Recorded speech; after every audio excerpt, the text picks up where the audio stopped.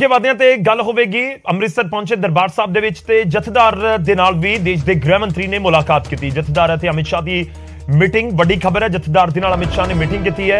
बंद कमरा मीटिंग अमित शाह कर रहे हैं।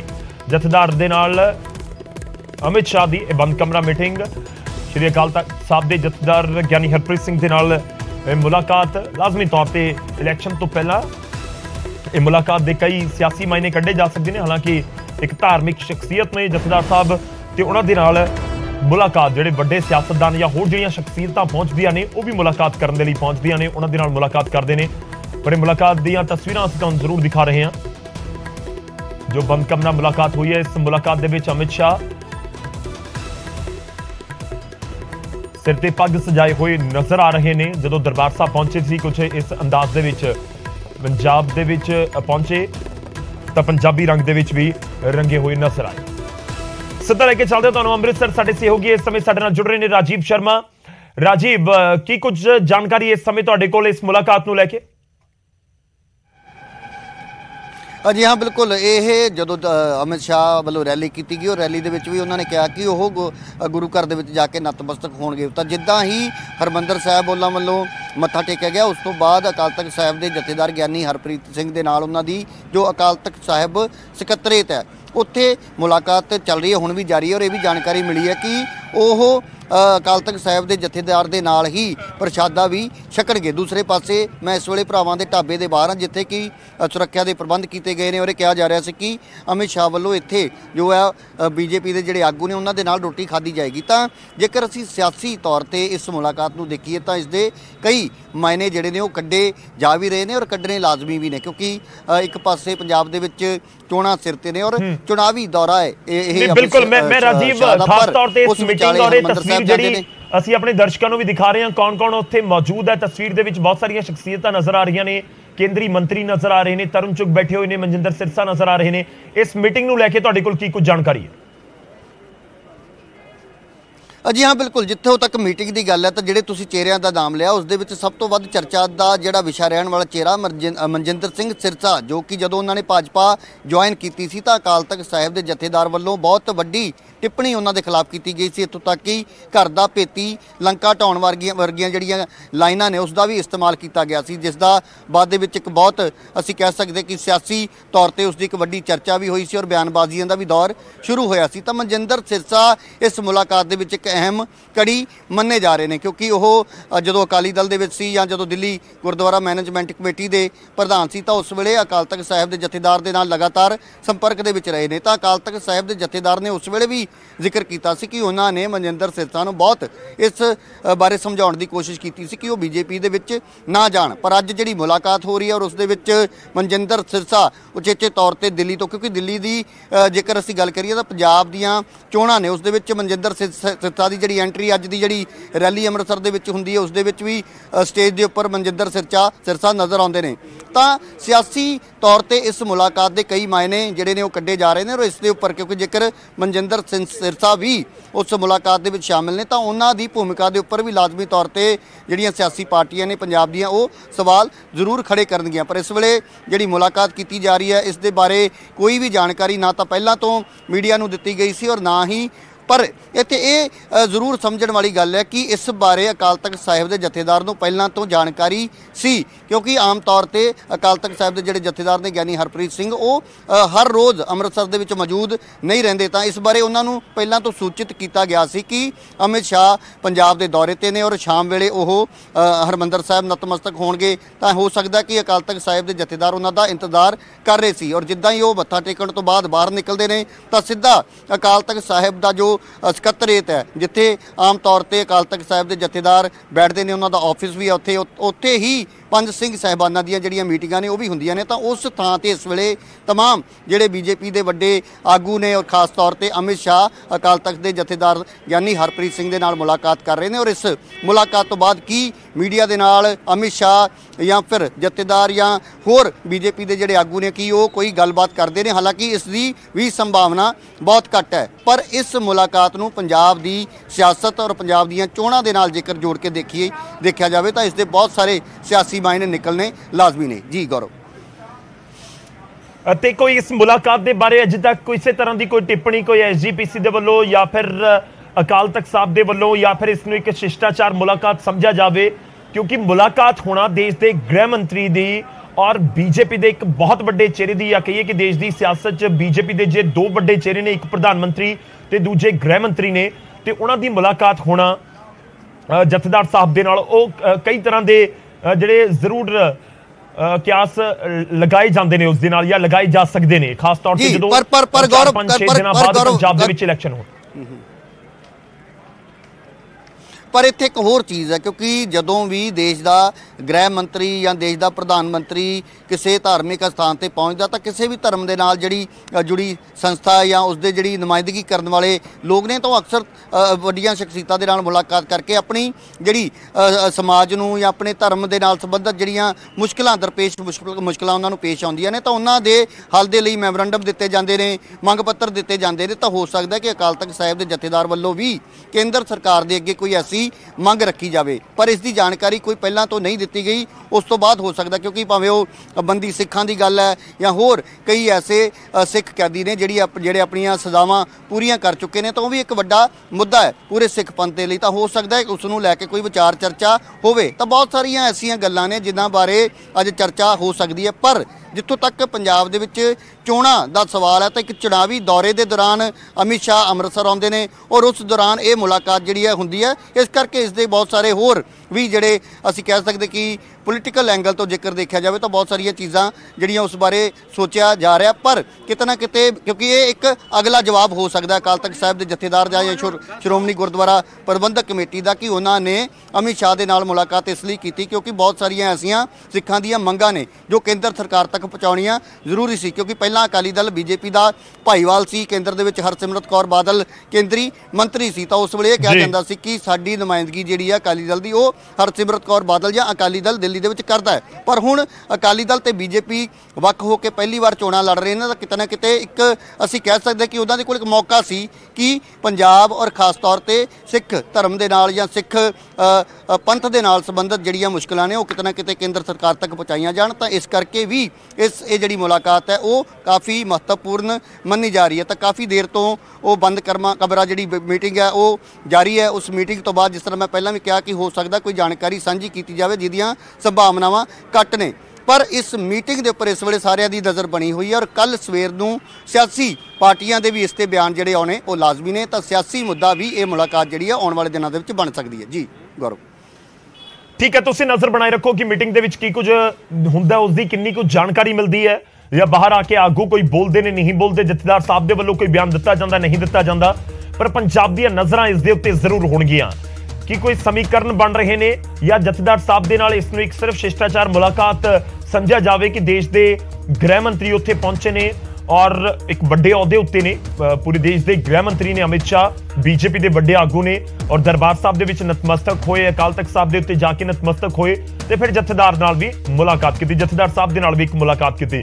ਕਿ ਇੱਥੋਂ ਤੱਕ ਹੀ ਸੀਮਿਤ ਹੈ ਮੁਲਾਕਾਤ ਜਾਂ ਇਸ ਨੂੰ ਕੋਈ ਸਿਆਸੀ ਤੌਰ ਦੇ ਉੱਤੇ ਵੀ ਪੂਰੇ ਮਾਮਲੇ ਨੂੰ ਦੇਖਿਆ ਜਾ ਸਕਦਾ ਹੈ। ਖੈਰ ਕਿਆਸ ਕਿਉਂਕਿ ਇਲੈਕਸ਼ਨ ਬਹੁਤ ਨੇੜੇ ਨੇ ਇਸ ਕਰਕੇ ਹੀ ਲੱਗ ਰਹੇ ਨੇ, ਪਰ ਇਹ ਮੁਲਾਕਾਤ ਵਾਕਈ ਹੀ ਸਿਰਫ ਇੱਕ ਰਸਮੀ ਮੁਲਾਕਾਤ ਹੈ ਜੋ ਇੱਕ ਸ਼ਿਸ਼ਟਾਚਾਰ ਮੁਲਾਕਾਤ ਕਹੀ ਜਾਂਦੀ ਹੈ ਉਹੀ ਹੈ ਜਾਂ ਫਿਰ ਉਸ ਤੋਂ ਕੁਝ ਜ਼ਿਆਦਾ ਹੈ। ਜੇਕਰ ਆਗੂਆਂ ਦੇ ਵੱਲੋਂ ਕੋਈ ਜਾਣਕਾਰੀ ਦਿੱਤੀ ਜਾਂਦੀ ਹੈ ਤਾਂ ਲਾਜ਼ਮੀ ਤੌਰ ਤੇ ਪੰਜਾਬ ਦੇ ਸਾਹਮਣੇ ਹੋਏਗਾ। ਸ਼ੁਕਰੀਆ ਰਾਜੀਵ, ਫਿਲਹਾਲ ਧੰਨਵਾਦ ਸਾਡੇ ਨਾਲ ਜੁੜਨ ਲਈ। ਹੁਣ ਅਗਲੀ ਖਬਰ ਦਾ ਰੁਖ ਕਰਦੇ ਹਾਂ। ਪੰਜਾਬ ਦੇ ਵਿੱਚ 13 ਫਰਵਰੀ ਸਿਆਸਤ ਦਾ ਸੁਪਰ ਸੰਡੇ ਰਹੀ। ਬੀਜੇਪੀ, ਕਾਂਗਰਸ, ਆਮ ਆਦਮੀ ਪਾਰਟੀ ਦੇ ਵੱਡੇ ਦਿੱਗਜ ਪੰਜਾਬ ਦੇ ਵਿੱਚ ਨਜ਼ਰ ਆਏ। ਇਸ ਦੌਰਾਨ ਇੱਕ ਦੂਜੇ ਉੱਤੇ ਖੂਬ ਜੰਮ ਕੇ ਨਿਸ਼ਾਨੇ ਵੀ ਸਾਧੇ ਗਏ।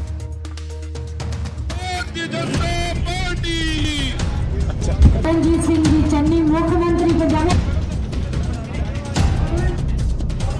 ਵਿਧਾਨ ਸਭਾ ਚੋਣਾਂ ਲਈ ਚੋਣ ਪ੍ਰਚਾਰ ਸ਼ਿਖਰਾਂ ਤੇ ਹੈ। ਪ੍ਰਚਾਰ ਦੇ ਆਖਰੀ ਦੌਰ 'ਚ ਵੱਡੇ ਦਿੱਗਜਾਂ ਦੀ ਧਮਾਕੇਦਾਰ ਐਂਟਰੀ ਹੋਈ ਹੈ ਅਤੇ ਆਉਂਦੇ ਹੀ ਇੱਕ ਦੂਜੇ ਤੇ ਵਾਰ ਪਲਟਵਾਰ ਕੀਤੇ ਨੇ। ਭਾਜਪਾ ਤੇ ਆਪ ਨੇ ਪੰਜਾਬ ਦੀ ਕਾਂਗਰਸ ਸਰਕਾਰ ਨੂੰ ਘੇਰਿਆ। ਆਪ ਨੇ ਕਾਂਗਰਸ ਨੂੰ ਸਰਕਸ ਕਿਹਾ ਹੈ, ਜਦਕਿ ਭਾਜਪਾ ਆਗੂ ਅਮਿਤ ਸ਼ਾਹ ਨੇ ਚੰਨੀ ਨੂੰ ਕਮਜ਼ੋਰ ਮੁੱਖ ਮੰਤਰੀ ਦੱਸਿਆ ਹੈ। कि चन्नी के नेतृत्व में पंजाब सुरक्षित रह सकता है क्या? अरे भाई, कोई कॉमेडी फिल्म नहीं चलानी है, देश चलाना है। जरा तो संजीदगी से बात करो। जो कांग्रेस है मतलब एक लगता है कि उन्होंने पार्टी जिहड़ी एक सर्कस बन गई है। आपस दे विच लड़ाइयाँ, पंजाब पिछे नहीं, आपस दे विच लड़ाइयाँ ने कुर्सी पिछे। भाजपा ते आम आदमी पार्टी दे वार ते प्रियंका गांधी ने पलटवार कीता है अते दोवां ते मिली भुग दे इल्जाम लाए ने। प्रियंका ने आम आदमी पार्टी नूं RSS वालों जन्मी पार्टी करार है। जो आम आदमी पार्टी है वो उभरी कहाँ से है? वो उभरी ही RSS से है। आम आदमी पार्टी के नेता खुद कहते हैं कि हम भाजपा से बड़े भाजपा हैं। ये सच है कि 5 सालों से हमारी यहाँ सरकार थी। ये सच भी है कि उस सरकार में कुछ खामियां थी, कहीं रास्ते में भटक गए। वो सरकार पंजाब से चलनी बंद हो गई, वो सरकार दिल्ली से चलने लगी और दिल्ली में भी कांग्रेस पार्टी से नहीं लेकिन भाजपा और भाजपा की सरकार द्वारा चल रही थी। वो जो छुपी हुई साठगांठ थी वो आज खुले में आ गई है। जिवें जिवें चोणां दा समां नेड़े आ रहा है, चोण प्रचार अते प्रचार दौरान इल्जाम तराशियां दा दौर तेज हो रहा है। एक दूजे नूं थल्ले लाउण दी हर मुमकिन कोशिश की जा रही है, पर इन्हां कोशिशां नूं बूर लाउणा या फिर ना लाउणा वोटां दे हत्थ है। नतीजे सब कुछ तय कर देणगे। Bureau report, news 18 Punjab. उधर मुख्यमंत्री चरणजीत सिंह चन्नी इलैक्शन तो पहला विरोधियों के निशाने उत्ते ने। हालांकि पंजाब पहुंची प्रियंका गांधी ने मुख्यमंत्री चन्नी दियां तारीफां कीतियां, पर विरोधी ने किवें पिछे मुड़ सकते सी।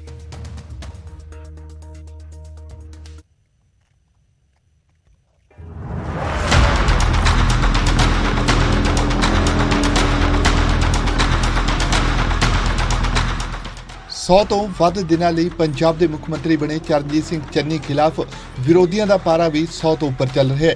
ਹਰ ਰੈਲੀ, ਸਭਾ ਅਤੇ ਜਨ ਸਭਾ 'ਚ ਵਿਰੋਧੀਆਂ ਦੀ ਜ਼ੁਬਾਨ ਤੇ ਮੁੱਖ ਮੰਤਰੀ ਚੰਨੀ ਦਾ ਨਾਮ ਗੂੰਜਦਾ ਹੈ। ਦਿੱਲੀ ਤੋਂ ਪੰਜਾਬ ਆਏ ਭਾਜਪਾ ਆਗੂ ਅਮਿਤ ਸ਼ਾਹ ਨੇ PM ਸੁਰੱਖਿਆ ਨੂੰ ਲੈ ਕੇ ਚੰਨੀ ਤੇ ਵਾਰ ਕੀਤਾ ਹੈ।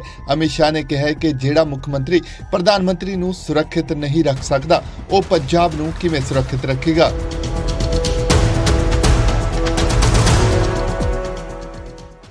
साहब अब ख्वाब देख रहे हैं फिर से सरकार बनाने का।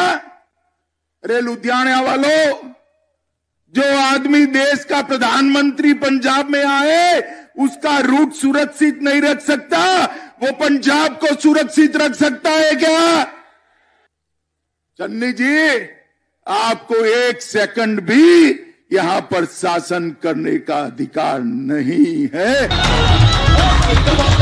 उधर केजरीवाल ने PM सुरक्षा का मुद्दा तो नहीं चुकिया, पर चन्नी दे 2 ਥਾਵਾਂ ਤੋਂ ਚੋਣ ਲੜਨ ਤੇ ਵੱਡਾ ਦਾਅਵਾ ਕਰ ਦਿੱਤਾ ਹੈ। केजरीवाल ਦਾ ਦਾਅਵਾ ਹੈ ਕਿ ਚੰਨੀ ਭਦੌੜ ਅਤੇ ਸ੍ਰੀ ਚਮਕੌਰ ਸਾਹਿਬ ਦੋਵੇਂ ਸੀਟਾਂ ਤੋਂ ਹਾਰਨਗੇ ਅਤੇ ਇਹ ਉਹਨਾਂ ਦੇ ਸਰਵੇ ਨੇ ਸਾਬਿਤ ਕੀਤਾ है। चन्नी साहब 2 सीटों से लड़ रहे हैं, चमकौर साहब से और भदौर से। हमने दोनों सीटों पे सर्वे कराए हैं, चन्नी साहब दोनों सीटों से हार रहे हैं। भाजपा ते आपने चन्नी नूं घेरिया तां अकाली दल किवें पिछे रह सकदा सी। सुखबीर बादल ने चन्नी नूं मिली क्लीन चिट ते वड्डा हमला बोल दिता। चन्नी नूं DSP ने दित्ती है क्लीन चिट, पुलिस DCM के खिलाफ थोड़ी बोलूगा, असीं दसांगे किहड़े किन्ना पट्टे होणे। विरोधी मुख मंत्री नूं घेरन दिल्ली तो पंजाब आए तां दिल्ली तो ही आई प्रियंका गांधी मुख मंत्री दी ढाल बनी। प्रियंका गांधी ने मुख मंत्री चन्नी दे 100 दिन दे कामां दी जम के तारीफ भी की। उस नई राजनीति में आपको एक ऐसे इंसान, एक ऐसे शख्स मिले, चरणजीत सिंह चन्नी जी, जो आप में से उभरे, जो आपकी तरह हैं, एक गरीब परिवार के मुख्यमंत्री जिन्होंने आपके लिए 100-150 दिनों में ही इतना कुछ कर डाला। जिवें जिवें चोणां नेड़े आ रही ने, माहौल गरमा भी रहा है दिलचस्प भी हो रहा है। दिल्ली तो वड्डे दिग्गज पंजाब दा रुख कर रहे ने, वार पलटवार जारी ने अते हर छोटे वड्डे मुद्दे नूं लोकां अगे परोसिया जा रहा है। Bureau report, news 18 Punjab. ਹੁਣ ਗੱਲ ਕਾਂਗਰਸ ਦੀ ਵੀ ਕਰਦੇ ਹਾਂ। ਪ੍ਰਿयंका ਗਾਂधी ਦੀ ਫੇਰੀ ਦੌਰਾਨ ਨਵਜੋਤ ਸਿੰਘ ਸਿੱਧੂ ਨੇ ਕੁਝ ਵੀ ਨਹੀਂ ਕਿਹਾ, ਬੋਲੇ ਨਹੀਂ, ਭਾਸ਼ਣ ਨਹੀਂ ਦਿੱਤਾ। ਉਹਨਾਂ ਦਾ ਨਾ ਬੋਲਣਾ ਵੀ ਸਿਆਸੀ ਗਲਿਆਰਿਆਂ ਦੇ ਵਿੱਚ ਹੁਣ ਚਰਚਾ ਦਾ ਵਿਸ਼ਾ ਬਣ ਰਿਹਾ ਹੈ। ਤਸਵੀਰਾਂ ਇਹ ਨੇ ਕਿ ਧੂਰੀ ਦੇ ਵਿੱਚ ਸਟੇਜ ਦੇ ਉੱਤੇ ਨਵਜੋਤ ਸਿੰਘ ਸਿੱਧੂ ਮੌਜੂਦ ਸੀ, ਚਰਨਜੀਤ ਸਿੰਘ ਚੰਨੀ, ਪ੍ਰਿयंका ਗਾਂधी, ਸੁਨੀਲ ਜਾਖੜ ਸਭ ਮੌਜੂਦ ਸੀ। ਜਾਖੜ ਬੋਲੇ। ਜਾਖੜ ਬੋਲਣ ਤੋਂ ਬਾਅਦ ਕਿਉਂਕਿ ਬਲਬੀਰ ਗੋਲਡੀ ਧੂਰੀ ਤੋਂ ਉਮੀਦਵਾਰ ਨੇ, ਇੱਕ ਵਾਰ ਫਿਰ ਤੋਂ ਮੌਜੂਦਾ ਵਿਧਾਇਕ ਵੀ ਨੇ, ਤੇ ਉਹਨਾਂ ਦੇ ਵੱਲੋਂ ਸਟੇਜ ਨੂੰ ਸੰਭਾਲਿਆ ਜਾ ਰਿਹਾ ਸੀ। ਤਸਵੀਰਾਂ ਤੁਸੀਂ ਦੇਖ ਰਹੇ ਹੋ। ਤੇ ਉਹਨਾਂ ਨੇ ਅਪੀਲ ਕੀਤੀ ਨਵਜੋਤ ਸਿੰਘ ਸਿੱਧੂ ਨੂੰ ਕਿ ਤੁਸੀਂ ਆਓ ਤੇ ਆਪਣੇ ਜਿਹੜੇ ਵਿਚਾਰ ਨੇ ਉਹ ਧੂਰੀ ਦੇ ਲੋਕਾਂ ਦੇ ਨਾਲ ਸਾਂਝੇ ਕਰੋ। ਸਿੱਧੂ ਉੜਦੇ ਨੇ ਤੇ ਕਹਿੰਦੇ ਨੇ ਕਿ ਨਹੀਂ, ਮੈਂ ਨਹੀਂ ਬੋਲਾਂਗਾ। ਚਰਨਜੀਤ ਚੰਨੀ ਮੁੱਖ ਮੰਤਰੀ ਤੇ ਪ੍ਰਿयंका ਗਾਂਧੀ ਹੀ ਬੋਲਣਗੇ। ਆਪਣੀ ਗੱਲ ਰੱਖ ਕੇ ਫਿਰ ਉੱਥੇ ਹੀ ਦੁਬਾਰਾ ਸਿੱਧੂ ਬੈਠ ਗਏ, ਪਰ ਸਿੱਧੂ ਨੇ ਪ੍ਰਿयंका ਗਾਂਧੀ ਤੇ ਚਰਨਜੀਤ ਚੰਨੀ ਦੇ ਵੱਲ ਇਸ਼ਾਰਾ ਕਰਕੇ ਬੋਲਣ ਤੋਂ ਇਨਕਾਰ ਕਰ ਦਿੱਤਾ। ਖੈਰ, ਸਿੱਧੂ ਦਾ ਨਾ ਬੋਲਣਾ, ਸਿੱਧੂ ਦਾ ਬੋਲਣ ਤੋਂ ਇਨਕਾਰ ਕਰਨਾ ਵੀ ਚਰਚਾ ਦਾ ਵਿਸ਼ਾ ਜ਼ਰੂਰ ਬਣਿਆ ਹੋਇਆ। ਤੁਹਾਨੂੰ ਸੁਣਾਉਂਦੇ ਹਾਂ ਪੂਰਾ ਇਹ ਘਟਨਾਕ੍ਰਮ ਉੱਥੇ ਹੋਇਆ ਕੀ। ਚੰਨੀ ਸਰਕਾਰ ਚੰਗੀ ਸਰਕਾਰ, ਚੰਨੀ ਸਰਕਾਰ ਚੰਗੀ ਸਰਕਾਰ।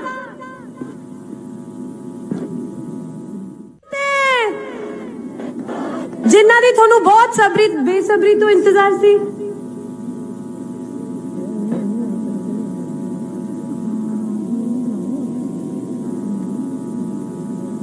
ਚੰਨੀ ਸਰਕਾਰ, ਚੰਨੀ ਸਰਕਾਰ, ਚੰਨੀ ਸਰਕਾਰ। ਤੁਹਾਡੇ ਵਾਲਾ ਹੀ ਆ, ਤੁਹਾਡੇ ਨਾਲ ਗੱਲ ਕਰਦਾ।